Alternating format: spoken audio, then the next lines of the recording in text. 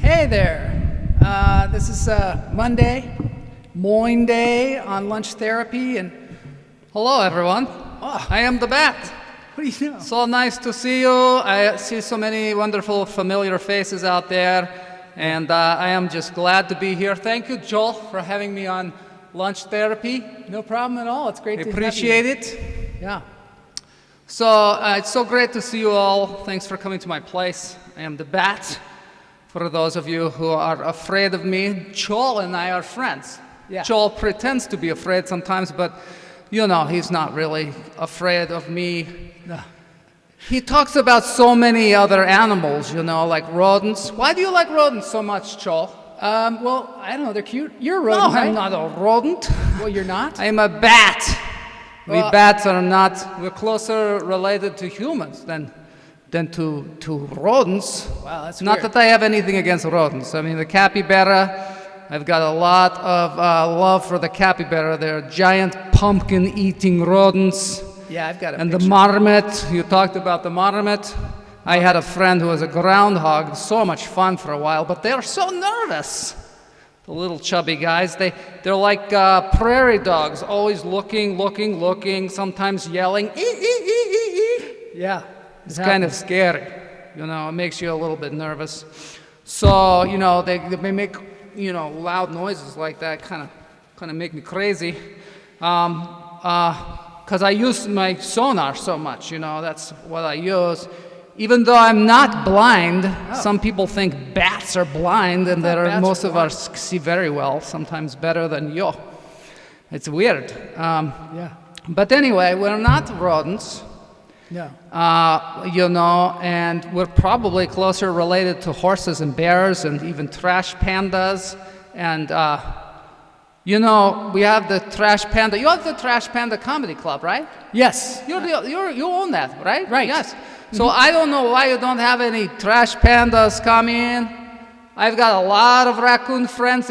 They're hilarious. They're hilarious. Maybe I have one of my friends, you know, do a show in there. Yeah. I mean, I could open for them. No, Joel. I don't want the audience to be cold when the raccoon comes on. It's harsh, Bat. No, I would have someone like, I don't know, the Man in the Hat or something could open for him. Yeah, I guess. Yes. No, we want people to be in a good mood. Yeah. Okay. So, anyway, you've confused me, Joel. All right. What was I here to talk about? I think I bat was here to houses. bat houses. bats. But Joel's going to talk about bats, aren't you, Joel? Yeah, I'm going to. But Yes. You were here So to if I am I here? talk about bat houses. Oh, yes. Yeah. Yes. Bat houses. Yes. You know, you humans can get a house to put on the side of your stupid human houses, and these houses are just for bats. Yes. Bat house. You know, maybe Joel, you could call one up on the screen, or Bonnie, could we get one? Oh, there's one. No, A bat house. I don't have Yes. one. So, you know, you're so scared, you think all the bats are going to come down and suck your blood. But you know, there are like only 2 species of bats that drink blood. Vampire bats like myself, we're one of them. But there are 1,400 species of bat. Yes, of all the mammals on the earth. There are 1/4 of the species are bats. Okay. Yes. So who's the boss now, huh? Not Tony Zanza, I tell you. That's kind of an old reference. Be quiet, Joel. Oh. So, you know, you get the house and you put it on the side of your stupid house, and then the bats, they do you a favor. They eat all the insects. You get the insect ones. Don't get the ones that eat the fruit, because they'll eat all your fruit. You know, you could do this, and you wouldn't have to pay for pesticides or anything, and all these rip-off places that, you know, try and kill your insects for you. Just get the bats. Get the bats. Do you know one brown bat can eat 1,000 insects in an hour? That's a lot. And they love mosquitoes. And I know the mosquitoes are always biting you humans. Anyway, let's get on with the show. I know you're expecting a big show today because it's Monday. So, hey, Guy Fly, how is your eye? Hi. Welcome to Lunch Therapy with Joel Marshall and the Bat. Wow. That's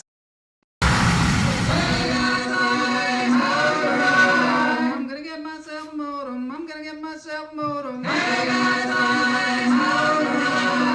gonna get myself a modem. I'm gonna get myself a modem. I'm gonna get myself a modem. I'm gonna get myself a modem. We definitely have to get that. Wait a minute, what's going It's not It's just because it's Bat Day doesn't mean it's Halloween. What is going on here? Boney! Hey, Boney, can you get us another background? This is like, you're going to scare everybody. It's already scary enough that it's Moin Day. Get some different background. I don't know, just anything. Just not that. It's still echoing like there's a cave or something. I don't know. Boney, jeez, can you just get me something like calming? Just Wait, we're having some, technical difficulties right now. Oh, okay. Whew.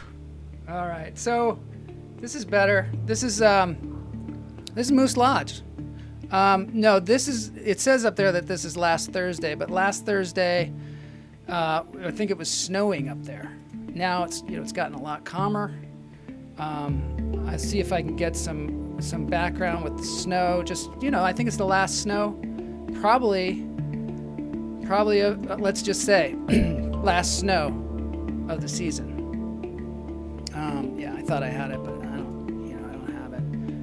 Let's see if I can get some other, I don't know, something. Maybe this is kind of cool. I'm going to do a guided meditation today. Guided meditation. Love Boney's backgrounds. Yeah, they're pretty good, but they're just not, they're not right for the day, which is Monday, where we're trying to be calm. Stony Boney. Yeah, I need to have a picture. Something. But anyway, what we're going to do is we're going to just calm it the F down, and we're going to get ourselves into something that is, I don't know, something a little bit more calm. I actually don't have anything calm. Boney, this is sometimes Moin days are just a technical nightmare. I don't know why that is. Maybe there's a lot of smoking going on. I don't know, over the weekend. It's hard to say. Okay, this is calm. So today I'm going to do a little meditation. I'm inspired by all the meditating that we've been doing on the show. My neighbors have a bar house. Just fell off screen of that shot. Oh, send a pic. Yeah. Oh, pic of the bat house. We got to get ourselves a bat house. Definitely have to do it. But right now we're going to do a guided meditation because I need to calm down because all these technical difficulties just sometimes stress me out. So we're going to go in through the nose, out through the toes. Hold it. I'd like you to close your eyes as you let your breath out.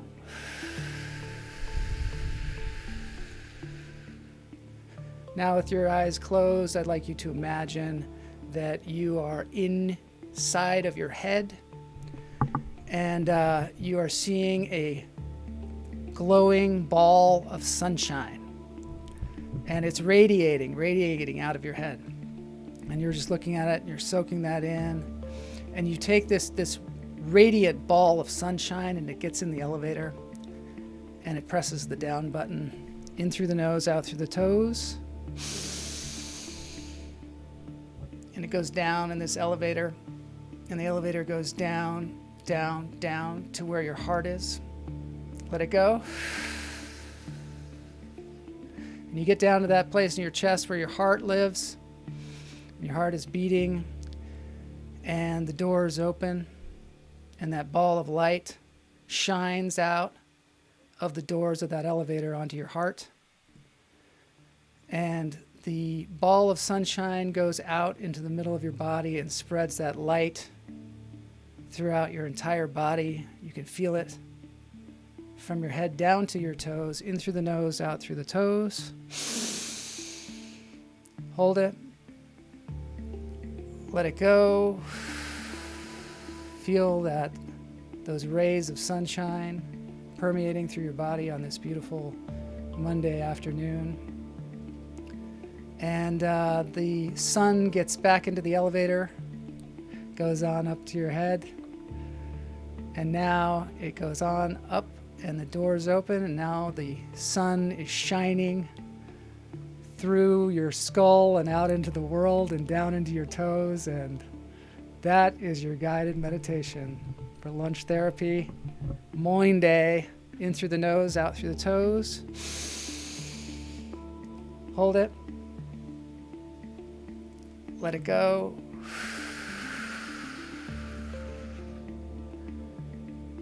So yeah, I feel pretty calm now. I feel pretty good. We got a lot going on in the show today. We've got a contest. We've got we're going to go into the Trash Panda Comedy Club, and I'm going to tell a crazy story. It's going to involve something that happened in my youth. It'll be a fun story. And then also we're going to talk about bats because, of course, we promised to do so. So let's get into this. I'm going to go into the contest first. This is the contest. I don't know how many people are out there. For some reason, nothing is telling me. But here.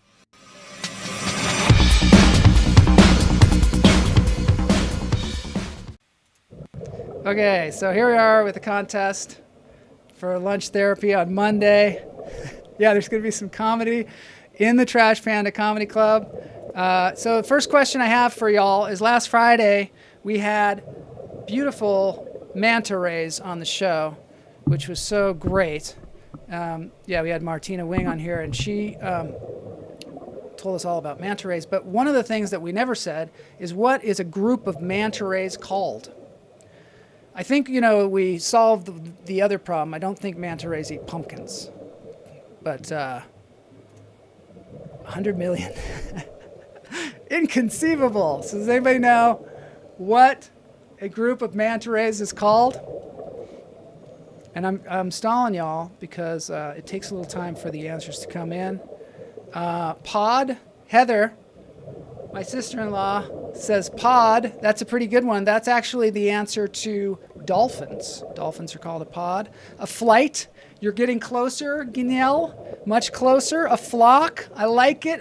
We're almost there. It does have to do with flight, but maybe more human terms. I don't know. Human terms. I'll tell you what it's called. It is called a squadron. That's pretty cool, right? Yeah. It's cool. Plus, it just, allowed me to play some more video of these incredible creatures of the sea. A formation. That was pretty good, too. Formation, squadron. So everybody's 0 for 0 so far. Group of bats. Bats. There's 3 different terms for bats. Anybody know one term for a group of bats? I'm saying it now like the bat says it. Bats! He loves to say that word, I think, because that's what he is. Although, I don't know if we like to say humans all the time. A squad, Chuck says. Yeah, they're called those manta rays. For those of you that don't know from last week, check out that manta ray episode. It was super cool, and we found out that manta rays are herbivores. And they don't eat people, and they don't sting people. A belfry, a colony. I like colony. Yes, you got one of them. Colony. That's one. A batty. I'm feeling a little batty today. Sometimes when I'm helming the show by myself, I'm like, whoa, how did I do this? I used to do this 5 days a week, and now I've had so many guests on that it takes a lot of energy to be the host alone out here in the internet. So thank you all for joining me today because, it's great to have you here. Todd, yeah, yay, Todd, yeah, Todd, woohoo, Todd got that one, yeah. Got some laughter, yeah. The next one, anybody know what another one? Yeah, well done. I guess probably getting one is pretty good. So I'm going to say a cauldron, which, is that possible? Is that somebody joking with me when they say that? Need a drone. I need to get a drone for sure. Chuck should get one because Chuck is always providing such cool video if he had a drone. The other one is a cloud. So like when they're all flying in the sky, they're called a cloud. Let's see what Danielle has to say here. Hey, Joel, the elevator with my ball of sunshine got stuck. How do you get out? Well, I'll tell you. I'm not a licensed therapist, but I'll tell you, if your sunshine cloud, just hit the button that has the doors on it. The door will open. Sunshine. Let the sun shine, let the sun shine, the sun shine in. All right, we're moving on to the actual quiz here.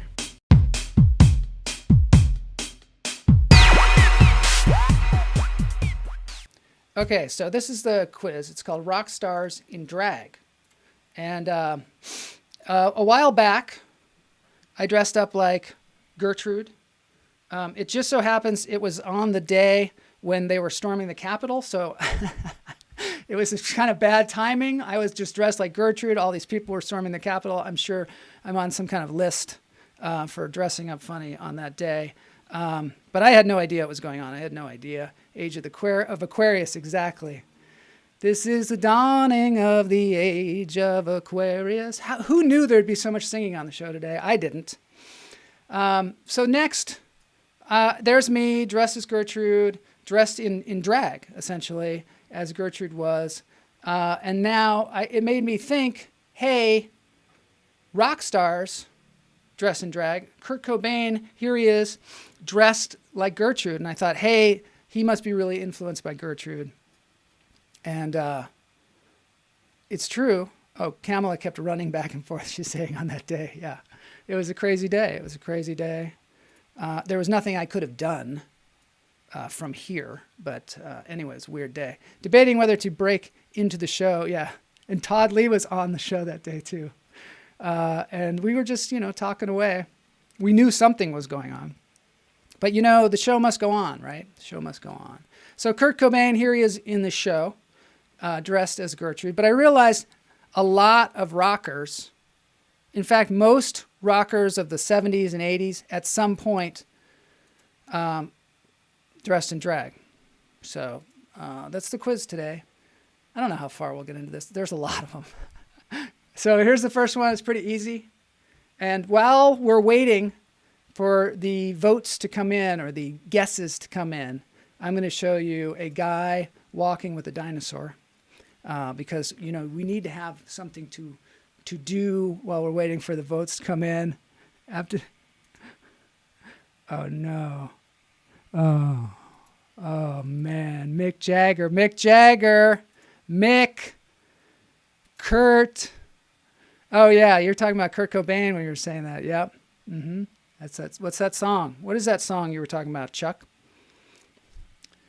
Mick. Yes. All right, so the next one, Mick Jagger. So next one is a similar one. We still have the dinosaur up in the corner. And And this is another one that might be kind of easy. This is another easy one. Anyone? I got to show you something else, which will be really cool. I think you'll like this one. These are some ducks. On the show, we love ducks. So Todd Lee says Bowie. It's a good guess. Never mind. That was the album that Chuck was referring to. Bob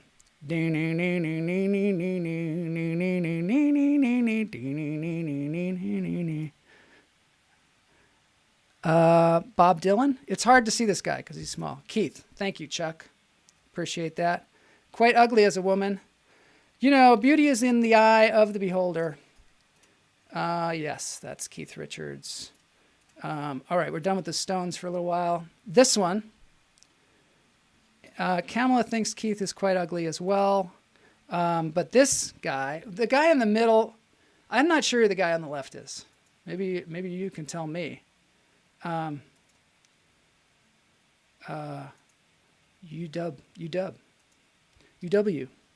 Big UW fan. Not sure. Maybe he's saying ooh? I don't know. What do you think? This is somebody that we are featuring music from this guy on the show a lot. And lately he's been really, and today, in fact, we have a cover of one of his songs. And thank you, Chuck, Robert Plant. The one on the left is cute. I'm thinking that is, I don't know. Ian Anderson, perhaps? That's my guess. All right, so let's go on to the next one. I don't know if we'll get through all these. Robert Plant, that was great. Chuck is killing right now. He's killing these. Here's one that I think most of you should get. And here's a horse to watch while we're waiting for the votes to come in. I need some music, I think. A little bit of just a little background thing happening here. Let's see. Oh, that's a bit much. That's a bit much. Let's see.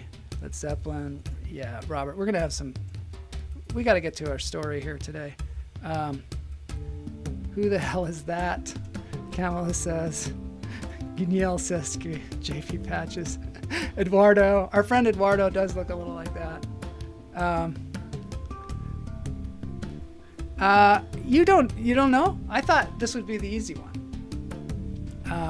All right, let's just go for it. I'm going to tell you who it is because the time is up. It is Ozzy Osbourne. There you go, Ozzy Osbourne. Yep. So they're getting harder. Here's another one. I don't know if this is dressing in drag. I'll have to tell me. I assume dressing in drag. I don't know. But this is a woman dressed as a man. Any guesses out there? Wow. Yep. Ozzy is hot as hell. He really is. He's pretty beautiful.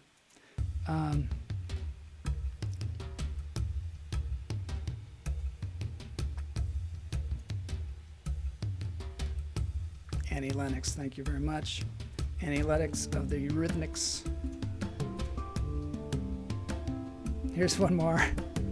I don't know, we might come back to this because I can't go through all these. Toni Collette, who's also great at dressing as all kinds of characters. She played that show where she played like 15 different characters. She was a multiple personality. This is a good one, right? Oh, dear God, that person is scary. This is a little tougher. Eccentric person. He plays the drums. He is, the name of the band is really, it seems like it's his name, but not quite his name. Walter told you, Toni Collette. Oh, I see, okay. Scary, he looks scared. Pee Wee Herman. All right, I'm gonna have to tell you who this is. This is Mick Fleetwood. Fleetwood Mac. It's tough. That's a tough one. Mr. Bean. He does look a little like Mr. Bean. All right, let's just do one more. It's just too much fun. How about this guy? You're gonna know this one. I got some grapes to look at while we're looking at this person. Everyone loves grapes on this show. Mr. Bean. He did look a little like Mr. Bean. I do love Mr. Bean. Looks younger. Looks younger than Mr. Bean. Does anybody have any guesses on this one? I'm like living in the future, I think. Because I think, what do you think the comments are delayed? Like 20 seconds? 30 seconds? Maybe somebody should count. Iggy Pop. There we go. Danielle got it. Way to go, Danielle. I never spelled that name right. It's unspellable. Iggy Pop. Greg Wordla. Yeah, Greg Wordla is here. Now we're gonna really get going. Here's the next one. There's even a little balloon over one of them. I don't know what it says though. Iffy Pop. Jiffy Pop. All right, how about this one? Let's see, maybe get some Zappa on the left. So that's the answer, I guess. Zappa and the Mothers of Invention. That's his band. This is a good one. I would not expect this guy to dress in drag. Maybe I would. I don't know. But I was kind of surprised. And the Mothers of Invention. Yeah, see, Chuck got it. I changed it to Mistletoe. Oh, Danielle, he changed the spelling. Danielle, you did not. Did you change the spelling? Oh, no wonder I can't spell it. I'm going to do that. I'm going to change the spelling of my name. Let's see what other... I've got some cat things that we can look at while we're waiting for the guesses to come in. Chuck is so old. I know these are not recent references. I tried to look for some recent references, but I think it might be an 80s, 70s thing to do. Loretta loved the ball of sunshine. Thank you, Loretta. I'm working on it. I've never done a guided meditation before. As you know, I am not a licensed anything. So, it's just for fun. Hopefully Danielle got his son out of his elevator. Steve Carell, 1971. All right, this is Bon Scott from AC/DC. There you go. Now I'm going to show you a little dog video. Well, during the next one. This one I don't think you'll ever get. If somebody gets this one, they definitely will get something. I don't know, T-shirt maybe, because this is more the 80s band. They were kind of cool. They were definitely some of the cool kids. Let's see, I've got another video. Oh, that's where we're gonna watch the dog video. Well, you think about that one. Won't you be my friend? This is a weird video that I've thrown in here to distract you. Let's see, the guesses so far are Laura Ashley, Won't you Runway be my Show, friend? Blind Melon, Hank Azaria, Robert Smith, and The Cure. Danielle got it. Won't you be my friend? Danielle got it. It is I thought it was The Cure. I mean, that's what I have. The Cure, right? Danielle and Kamala said the Smiths. Pretty good. That was pretty decent of you. This guy, all of you will know this one. I don't know what that dog was interesting, wasn't it? All right, clearly this is John Lennon. And one more for the road. Some of you might think this is Rocky Horror Picture Show. Is there a cure for prairie dresses? That's good. I need some writers. That's great. Johann Lennon. Yes, John Lennon. Alice Cooper going grocery shopping. This is just him on any old day. All right, so now it is time for a crazy story. We're going to go into the Trash Panda comedy room. This has been another edition of Lunch Therapy Contests.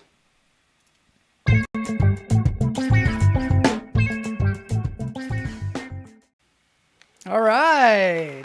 It's been such a long time since I've been in the Trash Panda comedy room, and I'm so glad to be here. It's been, it's tough doing stand-up these days because you don't really have a lot of experiences. This morning, the most exciting thing that happened to me is I was brushing my teeth with my electric toothbrush, and I was listening to John Mayer, and I suddenly realized he was doing a cover of Tom Petty, and so I was there with my toothbrush, and I suddenly realized that my toothbrush was in tune with the song. Free falling, it was like the exact tune. Free falling, and I was dancing around, and that's just exciting. It was like one of the more exciting mornings that I've had recently. Kamala, yes, I think you won the contest. You win. T-shirt for you. Truly, no prizes, just like no lunch. Electric. It was electric. Yeah. So I had the electric toothbrush. Free falling. It was totally hitting that note. I was like, wow, this is great. I got to tell everybody about it. So now I have. But, I've learned over the last year a lot. And one of the things that I have learned, let's see what Kamala says here. You're going to break a tooth at this rate. Yeah, I know. I was totally like going for it. Almost threw my back out. I was but at least, I'm brushing my teeth because some people have just given up. They're just not doing it anymore. So anyway, one of the things that I've learned is that I prefer compressed time over non-compressed time. Having lots of time kind of makes me uncomfortable. I don't know if any of you have experienced this, but I think I call it expanded time, like when you just have like too much time to do something, and that leaves room for doubt. And doubt is like a killer of creativity, at least for me, because then you're just like mulling something over, changing it, doing other stuff. I love to have deadlines. They kind of stress me out, but they are, they're good to have. But the further they are away, the less likely I am to do anything about them, because I'm not really, it's not like I'm procrastinating, but I like to do one thing at a time, not several. I don't know if y'all feel that way. I'm checking in with the room here to see if they feel that way. Don't do that. You would have to go to a dentist. They just wear a mask. They don't brush their teeth anymore. Yeah, people, because they're covering up their teeth. Let's see what Greg said. Now, the weird thing is, it isn't an electric toothbrush. Turns out it was a filling receiving radio reception. That might be it, because it was weirdly in tune with the song. It was like a singing toothbrush. Yeah. Take it to the edge. Wait to the last minute pressure breeds perfection. Yeah, so like, I kind of think so. Like sometimes, you got to have that compressed time is what I call it. Compressed time. Like when you don't have enough time, you have just enough time to do it, or it feels like you don't have enough time. And that's the sweet spot for me. And if I have too much time, I will often take something else on to fill it. I will, and then it becomes compressed time. So I thought that I just didn't have a lot of time. And I was talking to, last week, we were talking to Harlan Gleason on the show, and we were talking about time and how he's like realized that there is no time, and it's just, he has all the time in the world. I like to have not enough time. Yeah. And I've been meditating a lot lately, which is another way to kind of, cure yourself of doubt, I guess, because you can look at these thoughts that you're having and wonder, what are these thoughts helpful to me? Is it like compressed air? It is like compressed air. Wait a minute. What is this? Maybe it's the compressed time of your ass. That's so rude. Who is this lady? Yes, one thing at a time. I have a friend who reads 5 novels at the same time. I want to finish one before I begin to the next. Yes, that's exactly it. I like to do one thing at a time. And so if I have too much time to do the one thing, I like to kind of put something else in there. But yeah, so I've been doing a lot of meditating, and not transcendental meditation, because I don't really know what that is. Maybe you all know what that is. I recognize these voices in my head, and I try to eliminate them. But I think I might have done some of that wrong, because I think I want some of the voices back. You know what I'm saying? There's no one ever talks about the side effects of meditating. I used to have that guy that said, don't eat that cookie, don't eat that piece of cake. He's totally gone. And now I'm just like, shoveling things in my face, and that guy is not telling me to gain 10, 15 pounds. I need to get him back. So I don't know how to get him back. Can we call the guy back? Just that one, maybe a couple, maybe the other one that says, you should probably get to work. We did the meditation where, there's like, you take your thoughts and they're like a balloon and they're floating in the air and you pop them. I don't know if you've done this meditation before. You just pop them. Well, I think I popped too many balloons. Yeah, some of them I think I needed. So I'd like to just get those useful things back. Maybe let's check the chat room, see if anybody has any advice. There's a lot of advice here. Comedy ain't pretty, but roses are. Yes, transcendental TM. The bowls. Oh, I love the bowls. Got them. I don't know. Did you get the governor back? About $300. Yeah, for transcendental meditation. That's what I thought. Yeah. What is transcendental meditation? It's you pay $300. They give you like a word, and then you just say it over and over again. That's what I heard. But it's like the word is really special. I guess it means nothing. Avoid anything with dental in it. I know. You should get a license for guiding meditation. I should get an online license. I am licensed to marry people, by the way. I am that's one thing that I'm licensed in. So if anybody needs to get married, clap, clap, clap. Yeah. Vacuous. We got to get onto the story here. Record a diatribe berating yourself and play it on your phone. I like that. It's like self-hypnosis. Hypnosis might be the thing for getting the guy back, right? Really? Yeah, I think she's kidding, of course. Well, no, not really, because I think sometimes they do that. They have meditations where they like say things in the meditation like, you're super awesome and you feel great, and that's hypnosis. Maybe we need to get our Indian guru Agyat back on, or maybe Santasili to tell us about that. Play it to yourself every time you go in the kitchen. First bit of advice, slow it down a bit. That was a fast elevator. Yeah, I didn't trust myself with the meditation. I was like, Joel, it's the top of the show. You're going to lose your audience if you start doing this weird meditation. But next time, it'll be the bubbleator. I think a bubbleator would be better because it would enclose the sun much more easily. Go to LA for a little while. It'll create a lot of anger and angst and frustration and get the clean air. Go to LA. That is funny. Isn't that a raccoon behind you? Yes, that is. That's a trash panda. They call raccoons trash pandas. I don't know. I mean, I'm going to have to ask a raccoon if they like that moniker. I don't know. The bat says he has some friends who are raccoons. He says they love being called trash pandas because they love pandas. Who doesn't like pandas? This is better than Johnny Carson. You can get everybody to meditate it at the beginning of the show. Total control. But this is a cult, after all. No worries. I have sunshine coming out of my ass. Thank God. Thank God. So let's move on to the story. So this is the story. This is my crazy story. Let's just do the crazy. In case you forgot that I don't know why there's a bat. Boney! So in case you forgot, this is a crazy story. This is Joel's crazy story. When I was a youngster, I was not old enough to drive or do anything really important. I we were kind of bored. We lived in Edmonds, Washington. We were pretty bored.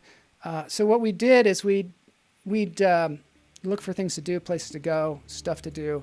It was around the time when Prince Charles married Lady Di. It was really, the 80s, I guess. And I was like 13 or so. And we would hop on the bus, go downtown to downtown Seattle. And it was fun for us to go to the skyscrapers. Some of you probably even work in these skyscrapers now. But we would go there and we would just get on the elevator. And it was fun for us to ride the elevator in these huge skyscrapers. And because what we do is we ride them, they're really fast. And we go to the top, and Danielle could try this maybe in one of these skyscrapers now. But you press the button to go down, and when the elevator drops, you jump up, and you hit the ceiling with like your back, and or hit your head, and that might explain a lot. But anyway, we go to those skyscrapers, and we do that, and that's fun for a little while. But it gets boring pretty fast, after a few of those. It's fun to watch the people in the elevator, like, really get irritated with the stupid kids. They're trying to work their job, and you're jumping up and down like it's some kind of ride. But anyway, so we get bored, and we start walking around Seattle. And what we do is we found this store that sold like gag gifts. There used to be this one down by the water that sold these gag gifts, and they had things like like the snake in a can. You open up the can and the snake springs out and scares you to death. Or one of the things that was really popular at the time was like a stick of it was like a package of Wrigley's gum, and you give somebody, be like, hey, I want a piece of gum. There's one piece of gum in there, and you pull it out and it would snap on your finger. And they also had the funny nose and glasses, which was, one of those things that I guess it was probably made popular by Steve Martin at the time. That's, one of his more sane pictures there. The album Let's Get Small. But they didn't just have that. They also had a doll, and he was called Gay Bob. I don't know if any of you have ever seen Gay Bob, but Gay Bob came in a closet, and it was like to encourage gay men to come out of the closet. He was anatomically correct, not like Ken. And so that was kind of a cool thing. There was an ad. I've got an ad. I've got even pictures today to go along with this. So, yeah. But what I bought at the store was neither of those things. I bought a penis nose and glasses, which I had never seen before. I didn't know they really existed. I don't know if anybody in the chat room knows about that. I'm going to take a look at what the chat room is here before I tell you about the penis nose and glasses. This is the funniest show ever. Boney! We are the generation that made up our own entertainment. Yes, we had to make up our own. It wasn't provided for us, I guess. Oh my God, I used to do the jumping up in the elevator thing in Manhattan. Really? See? That's why we're together. 5 people in a rush hour bus. You can bus surf too, Heather. You could do that. You stand in the middle of the bus, and it's like surfing. Just wear a mask. Like the elevator in the J. Hancock building in Chicago. Whoa, 100 floors, bar on the roof. The vomit, yeah. If the drunks come out of that bar, ride that elevator, it could be ugly. Coming back, Amazon, Google, Facebook, Expedia, they're all opening back up. Give it till July. Hopefully they will get those elevators going again. Do they have the plastic vomit? They had the plastic vomit. Of course they had the plastic vomit. Ye Olde Curiosity Shop, one of my favorite places. This wasn't actually Ye Olde Curiosity Shop. This was another place that was a little more inland. Ye Olde Curiosity Shop is known for its mummy at the back, and it was the place where I shoplifted for the first time. But and I didn't do it on purpose, but I did accidentally shoplift there once. But that's another story. This is a story, and I don't think I told you this. This is a story about the first time I did stand-up. Yeah, that's what this story is about. So I had the penis, nose, and glasses. It's basically the glasses with the penis on it as the nose. And I don't have a picture here. You can Google it. It's surprisingly still popular. I bought a pair not knowing exactly why or where I do. It wasn't like I was going to wear it to school or something like that. But later, I knew it would come in handy.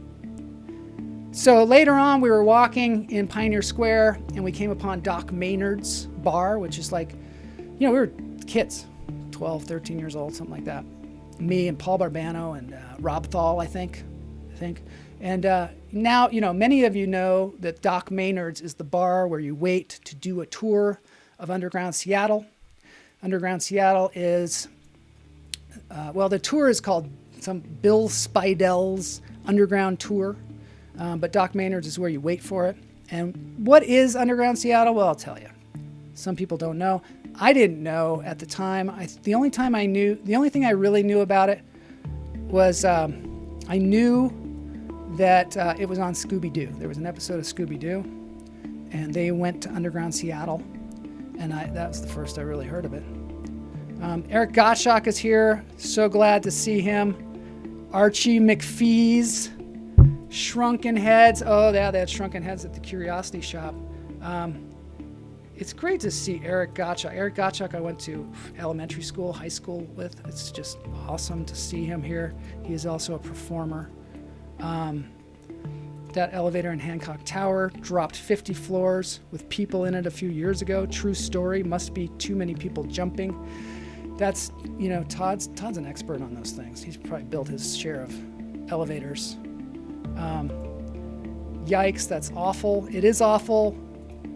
Minor injuries. Firefighters had to demolish walls. It reminds me, of course, of the scene from Speed. Isn't that Speed? Where they get stuck in the elevator, and it was horrible, I think. I think it was horrible. I can't really remember. I blocked it out of my mind like I do with most horrible things. Underground Seattle is the biggest disappointment ever. Scooby-Doo so glamorized it. Yes, I tend to agree with you, Greg.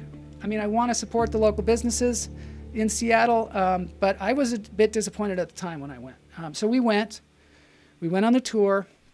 Basically what happened, I'll tell you, this is brief, and Greg Wardela can tell you more about this, but Underground Seattle was built after the Seattle Fire in 1889.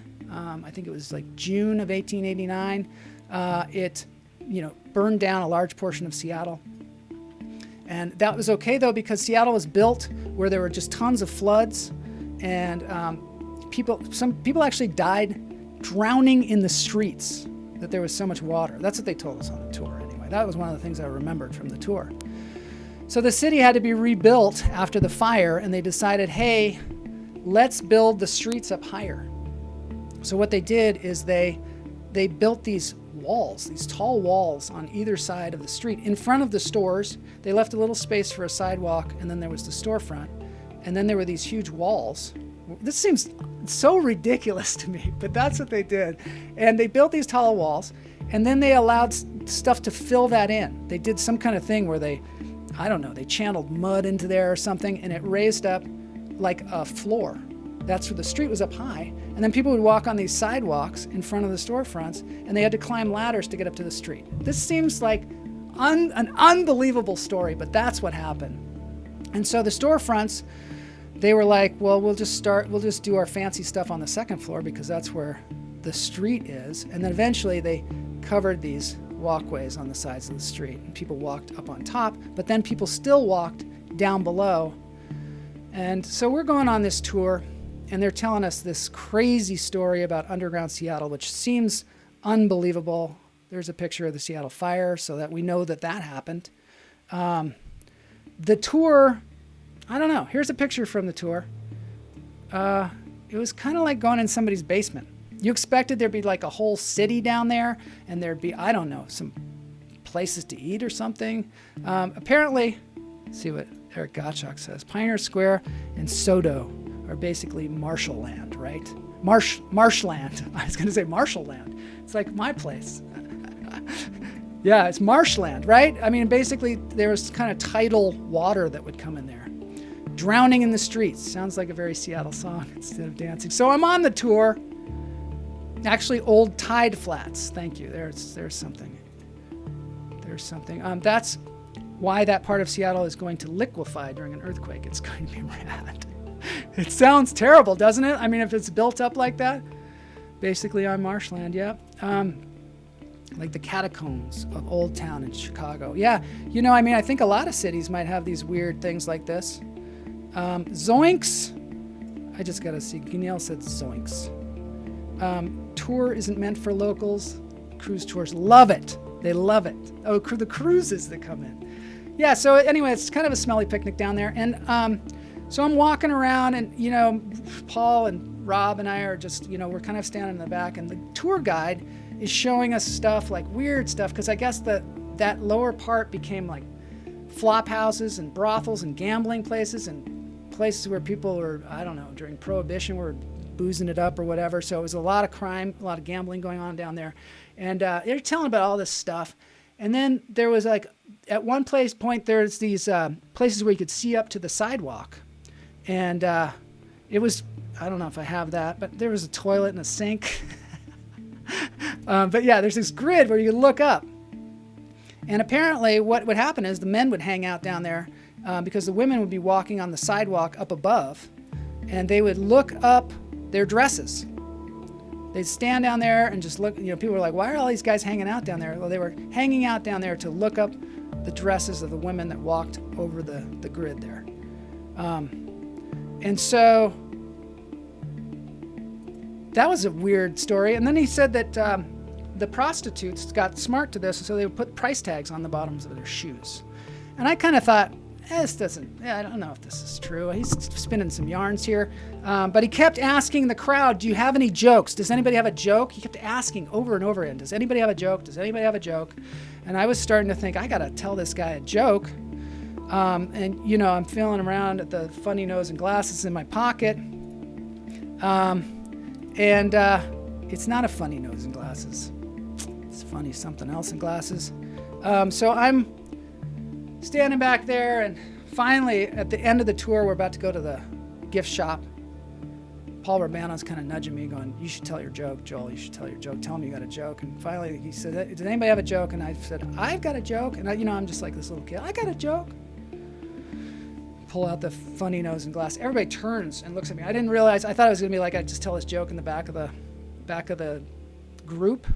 But no, everybody turned around. Oh, the kid's got a joke. Oh, the kid's got a joke. That nice little kid's got a joke. He's got a joke. And at that moment, I pull out the penis, nose, and glasses, and I put it on. And I thought there'd be laughs. I thought it'd be funny. But it was kind of a look of horror on everybody's face. And the guide knew that he had made a mistake. I put the penis, nose, and glasses on, and I said, where did Prince Charles spend his honeymoon? And they're like, total silence. Nobody guessed. Nobody said anything. I said, where did Prince Charles spend his honeymoon? And silence. And I said, Indiana. Indiana. Get it? Indiana. Nothing. Nothing at all. No laughter whatsoever. It was just dead silence, crickets. They were just staring at me. And I was like, it's a joke. And the guide was like angry. After he told us all these lurid details about prostitutes and stuff, I just tell this silly little joke. Was it oh, no. Oh, dear. Anyway, that was my first foray into stand-up comedy. It didn't go over well, kind of felt flat, had to slink out of there really fast. Friends were laughing. I was humiliated. We snuck out, we climbed up some ladders, we got out, and I lived to see another day, and been doing stand-up comedy ever since. Welcome to America. I don't know what that means, but I'm so glad to see you, Veronique. Thank you, everybody, for being here. This has been a crazy story. You have to start somewhere. You have to start somewhere, and I know because I've been starting somewhere for decades now. Right, Eric? Wow, that explains a lot about your comedy. A lot of it is absurdist comedy, I think, right? Just got to know your audience. You got to know your audience. I did not know that audience at all. Anyway, so now we're moving on. Got a little thing about bats, and then we're going to get out of here. Okay, so today the bat asked me to tell you a little bit about bats. because I think, there's a lot of misconceptions about bats. And I'll tell you what it is, let's see what some other people are saying. Improv. That was probably the most interesting Underground Seattle tour. Oh yeah, I forgot to tell you what happened after that. Now, decades later, I'm doing stand-up comedy in a club here in Los Angeles. And it's going pretty well. And I started to do crowd work. And I said to somebody in the front row, which I don't really ever do this, but I said, "Where are you from?" And the person said, "Indiana." And I said, "Oh, that's where Prince Charles spent his honeymoon. Indiana." And you know what? It's the biggest laugh of the night. Biggest laugh of the night. So it just goes to show you, you just got to have the right audience. Exactly. Right, Chuck? Diverts. I don't know what it means. I don't know what it means, Chuck, but I love it. So now, bat facts. Bats are the primary predator of night-flying insects in the world. Their contribution to the biological pest control is tremendous. This is something that I heard from the University of Florida. They have bat houses. They have these big houses where the bats live. Todd's got like the little one on a tree. They've got these gigantic ones that are the size of human houses. And these bats live in there, and at night, when it just starts to get dark, people huddle around there and watch the bats fly out. And it's pretty crazy. It looks, like that. And, the bat made a really good point. Of all the mammal species in the world, bats are a quarter of the world's mammal species. Yeah, a quarter of the world's species of mammals. So there's a lot of different kinds of them, right? There are some that are like super tiny small, and there are some that are as wide as the wingspan can be like 5.5 feet. Their ancestors have been found to have existed back 48 million years. And we humans, our ancestors trace back to only about 6 million years. So the bats kind of, they were here first. And most bats have good eyesight. The bat was right about that. So the thing about blind as a bat doesn't really fly, now does it? A small brown bat, the bat said this, can eat 1,000 mosquitoes in an hour. So you don't need a bug zapper if you got one of those houses. Of course, I am not a licensed bat keeper, so I really, don't take my advice. Who knows? You're in the middle of the cauldron. I gotta see this. And then we have to get out of here. So this has been a fun show, everybody. Thanks for joining. I was trying to say, do backs really drink beer? Ha ha, bats. Bats or backs? Barbacks? I don't know. Heather says you're in the middle of a cauldron. I am in the middle of a cauldron. Bats! Thank you. Oh my God. Can we please get a bat house? I'm thinking I want a bat house because we're starting to get mosquitoes. And yeah, we don't want a 5.5 foot bat. I love your sense of humor. But then again, sense of humor has to do with culture, family. We always love British and Argentine jokes. Yeah, exactly. People don't all have the same sense of humor. Definitely people on tours on that particular day, Bat House Envy, they had no sense of humor. Thanks, Eric. Thanks for being here. I really appreciate it. It's great to see you. More cowbell. That, of course, is a reference to that great Saturday Night Live skit.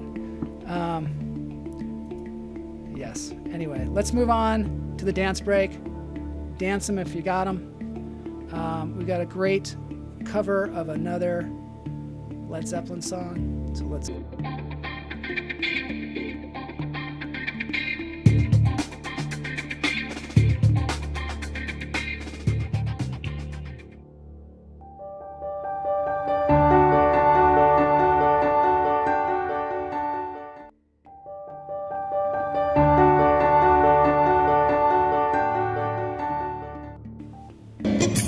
Hello. That one is good. I'm here for the Bat Dance.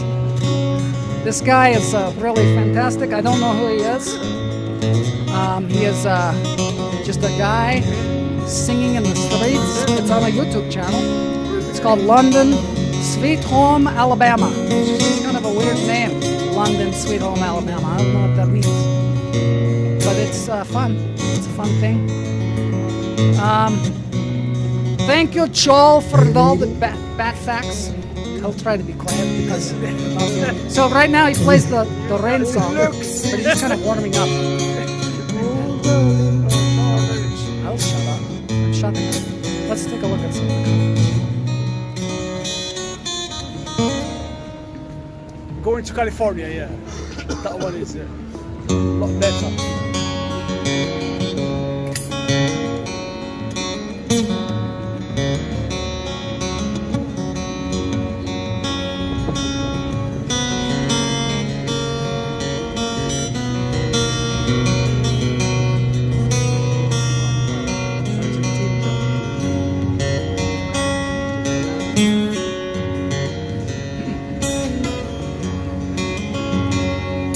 Bat. Hello there. Nice to see you. He's just playing around right now. Hasn't started the song. We're looking at some comments. Throw him a 20. If I were there, I would. But anyway, this channel. Okay, now he's singing the song. This is one that we played earlier on the show a couple weeks ago. But I just like this guy's version of it. And I really like that song, Going to California. There were no songs about underground Seattle. Irony. Yeah, maybe some gloves would be good. I don't know how cold it is. But anyway, we're going to dance. It's going to be starting soon.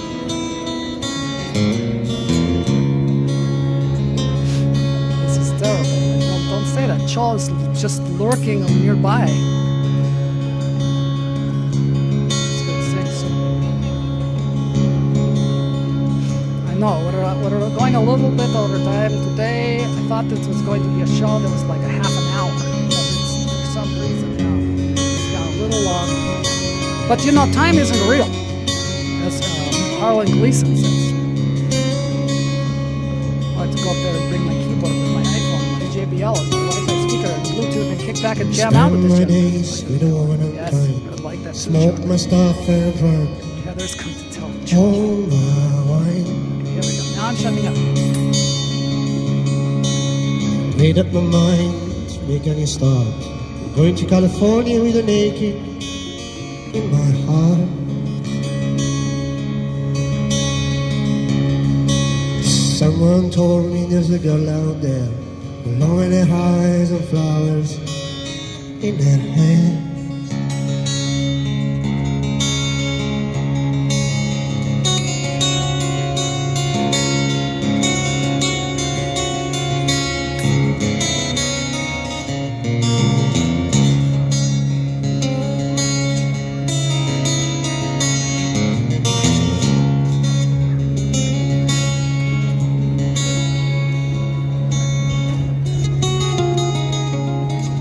My chances on a big jet plane. Never let them tell you that all the same.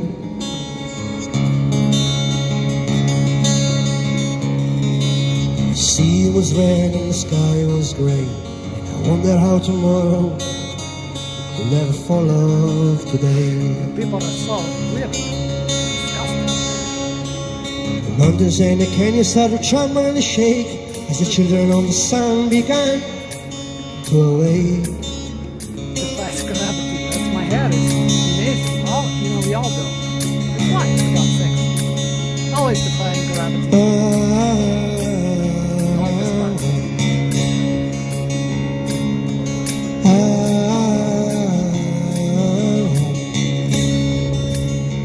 Okay, everybody.